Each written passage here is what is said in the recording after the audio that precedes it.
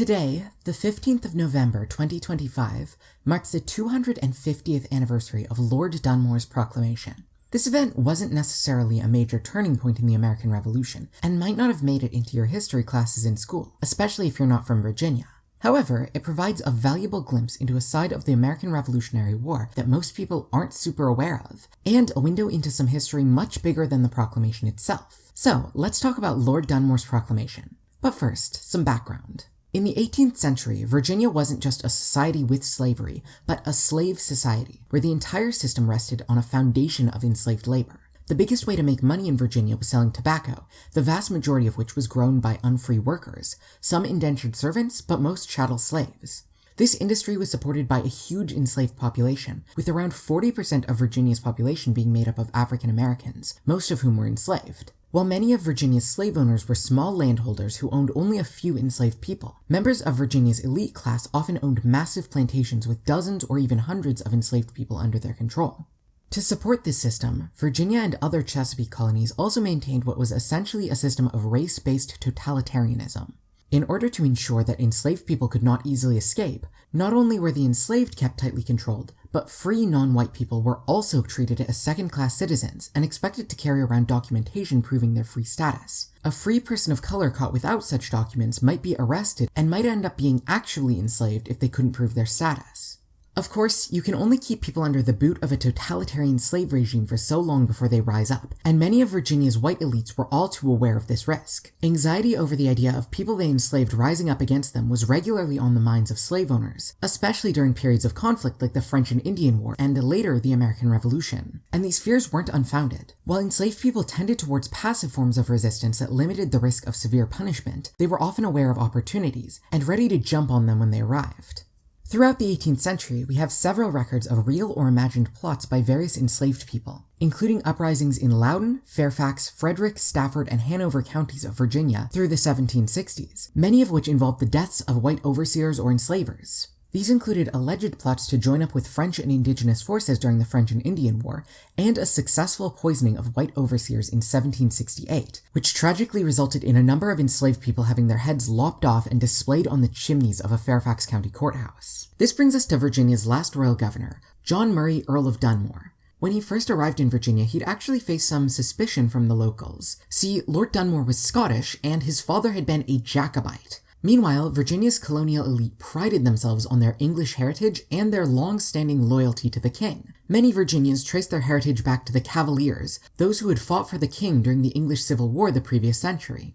However, Lord Dunmore successfully ingratiated himself with many of Virginia's colonial elites. He did this in a few ways. First, through personal friendships. He was close personal friends with George Washington, for example. And secondly, through policies which benefited the colonial elite, even at the cost of going against the royal government in some cases. The key example of this would be Lord Dunmore's War in 1774, in which, ignoring the Proclamation line of 1763, Lord Dunmore waged a war of conquest against the Shawnee people to the west of Virginia. So, at the start of 1774, Lord Dunmore was on pretty good terms with the colonists under his governorship. However, between 1774 and 1775, this would shift dramatically. See, tensions between the colonists and the royal government had been bubbling for around a decade at this point, ever since the end of the French and Indian War brought a number of new, unpopular policies, most notably a number of new taxes. In December of 1773, colonists in Boston had protested one of these taxes, the Tea Act, by smashing open around 350 crates of valuable tea and dumping them into the muddy shallows of Boston's harbor. In retaliation, Britain launched the Coercive Acts, or as the colonists would call them, the Intolerable Acts, which relocated Massachusetts' colonial government and shut down Boston Harbor, among other things. Virginia's colonial assembly, the House of Burgesses, was dominated by Whigs, or sort of progressives to use a bit of an anachronistic term. And they shared a lot of the grievances of those Boston colonists. So, in 1774, they announced a day of prayer and fasting in solidarity with Boston's colonists. The thing is, this kind of declaration was not legal without the king's approval, so Lord Dunmore had to act. Now, he didn't act in the most strict terms. He didn't shut down Bruton Parish Church to stop Williamsburg's residents from having their day of prayer and fast. However, he did temporarily dissolve the House of Burgesses, and this really started kicking off some tensions between him and the colonists. These tensions continued to build, as did tensions throughout the other colonies, and a little later that year, the British government ordered colonial administrators to confiscate arms and ammunition to prevent them from being used in insurrections. In April of 1774, Lord Dunmore followed these orders by removing gunpowder from the magazine in the colonial capital of Williamsburg. This really angered the colonists, and a number of relatively newly formed militias numbering thousands of men basically threatened to invade Williamsburg and force Lord Dunmore to turn over the gunpowder. They were talked down by a sympathetic Williamsburg resident, Peyton Randolph, who wrote, "It is our opinion and most earnest request that matters may be quieted for the present at least. We are firmly persuaded that perfect tranquility will be speedily returned. By pursuing this course, we foresee no hazard or even inconvenience that can ensue, whereas we are apprehensive, and this we think on good grounds, that violent measures may produce effects which God only knows the consequences of." While Peyton Randolph managed to talk down the militias, Lord Dunmore still felt that his life as well as the lives of his wife and children were threatened. In response to the tensions, he made an idle threat to several members of Virginia's House of Burgesses, claiming that if rebellious colonists harmed a single British official, he would declare freedom to the slaves and reduce the city of Williamsburg to ashes. Lord Dunmore was certainly no abolitionist. He owned dozens of enslaved people himself. However, he was also very aware of colonial fears of slave uprising. While this threat was intended for the colonists, they weren't the only recipients. See, as I mentioned, Lord Dunmore had enslaved people of his own, and while colonists would have preferred to think of the enslaved as children of a sort, they were politically engaged as anyone else, with their own networks of communication and news sharing. As such, within a few days of Lord Dunmore's threat, he received a message through one of his own quote-unquote servants that a group of enslaved people were ready, willing, and able to flock to his banner and take up arms on his behalf. He shut this down immediately. He told them to go back to their business and threatened them under the harshest possible terms if they ever tried to contact him again. However, the die had been cast. Enslaved people were already aware of the possibility that fleeing to the British might grant them their freedom. 1775 would see a sharp uptick in real or imagined slave uprisings, and a corresponding uptick in slave patrols and other activities trying to keep these enslaved people in place. Now, with threats being made to himself and his family, Lord Dunmore wrote in May of 1775 that he planned to flee Williamsburg, which he would do shortly afterwards, taking refuge on a ship. However, this letter also contains a very important note. After discussing the threats on his life and the growing militancy of the colonists, Lord Dunmore noted, "I am persuaded that if His Majesty should think proper to add to a small body of troops to be sent here, a quantity of arms, ammunition, and other requisites for the service, I could raise such a force from among Indians, Negroes, and other persons as would soon reduce the refractory people of this colony to obedience." In the following months, as Lord Dunmore took refuge aboard a ship, he allegedly sailed up and down the river, quote-unquote, pillaging plantations of their enslaved people. The way the colonists phrase this, of course, implies that Lord Dunmore is basically capturing these people, but that's probably not what was happening, you know? We know from later on in the war that enslaved people were all too happy to run to the nearest British vessel to gain their freedom. So that's probably what was happening here. As Lord Dunmore was sailing around, most likely enslaved people were self-emancipating by joining his ship. In July of 1775, British ships from St. Augustine arrived in Norfolk, and enslaved people immediately began fleeing from their enslavers to join them. Although captains assured colonists they wouldn't encourage such actions, they still gladly recruited from the self-emancipated slaves who came to them. In September, the HMS Liberty, piloted by the self-emancipated Joseph Harris, ran aground near Hampton during a hurricane. The crew split up, with Harris and the pilot going one way and the rest, including 2 more escaped slaves, going the other. Harris and the captain got away, but the others were captured by rebels, who then looted and burned the Liberty. This was a graduation from unrest to destruction of royal property, and Lord Dunmore demanded compensation from Hampton. The rebels agreed only if their slaves were returned. So we have a situation of people burning a ship literally called Liberty to demand that people be returned to slavery. I swear, if this were a work of fiction, people would say that it was too on the nose. Anyway, Lord Dunmore eventually got fed up with Hampton's refusal to cooperate, and in October, this would lead to the Battle of Hampton, a small skirmish in which a few British troops were killed or captured while the rebels reported no casualties. Though it was only a relatively small battle, it would have big consequences. As the first battle of the Revolutionary War outside of New England, it marked Virginia as being in open rebellion.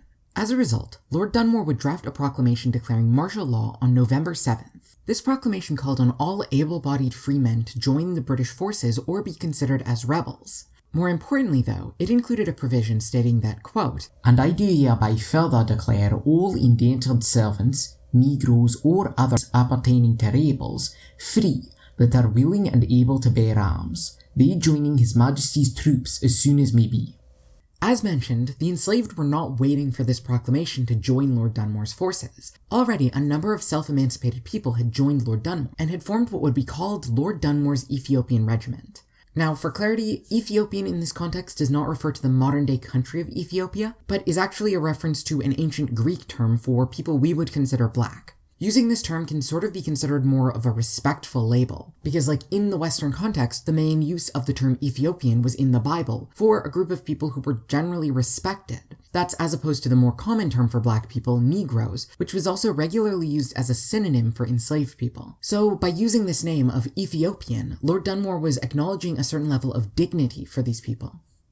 Before the publication of Lord Dunmore's proclamation came the Battle of Kemp's Landing, in which Lord Dunmore's Ethiopian regiment fought and proved their effectiveness on the battlefield. As such, on November 15th, Dunmore would publish his proclamation. Hundreds of troops would join the Ethiopian regiment, and although Lord Dunmore's proclamation only said that those who were willing and able to take up arms would be freed, hundreds or even thousands of non-combatant women, children, and elderly people also fled behind Dunmore's lines, and we have no evidence that he turned them away. As many as 2,500 people may have joined Lord Dunmore in pursuit of freedom. While Dunmore himself would flee Virginia in 1776 and the Ethiopian regiment was disbanded, Lord Dunmore's proclamation would have farther-reaching implications. Many men who had served with the Ethiopian regiment would go on to fight with other regiments of the British Army, and other British colonial leaders would follow Lord Dunmore's lead, declaring that enslaved people who joined their forces would be granted their freedom. Altogether, an estimated 20,000 enslaved men joined the British forces, and tens of thousands of non-combatants would flee behind British lines as well. These people, who had come to be called Black Loyalists, may have numbered around 100,000 in all. And while, as you probably know, the British did not succeed in defeating the rebels, they did largely keep their promise to these people. Although George Washington specifically tried to secure the return of enslaved people at the end of the war, the British refused, and most Black Loyalists were emancipated and evacuated with other British forces. Some went to Great Britain, while others fled to other British colonies, most notably Nova Scotia. Unfortunately, many of these Black Loyalists did find themselves betrayed later on, with many being denied lands that had been promised to them, and experiencing other forms of racial discrimination across the British Empire. Some would go on to be founding colonists in the British settler colony of Sierra Leone, hoping to escape discrimination by forming their own black majority colony. In addition to effects on the British forces, Lord Dunmore's proclamation also impacted the Patriot cause. See, George Washington, leader of the Continental Army, was a Virginia elite himself, and at first was very opposed to the inclusion of black troops in the Continental Army. However, following Dunmore's proclamation, he began to change his tune. While the numbers were smaller, thousands of enslaved men would fight for the Patriot cause, and unlike in America's later wars, they did not serve in segregated units, instead fighting alongside white and other patriots. While some of these men would continue to be enslaved after the war, others were able to secure their freedom through their service. Ultimately then, Lord Dunmore's proclamation and the surrounding context would have major effects on the American people, leading to the emancipation of hundreds of thousands and a legacy that would span continents. Thank you for watching, everybody. Lord Dunmore's story has been an interest of mine for a while, so it was really exciting for me to get the opportunity to make a video for the 250th anniversary of his proclamation. If you enjoyed this video, please leave a like and subscribe to the channel, and let me know if you'd like to learn more about topics related to this one in the future. I've been Soma, and I'll see you next time.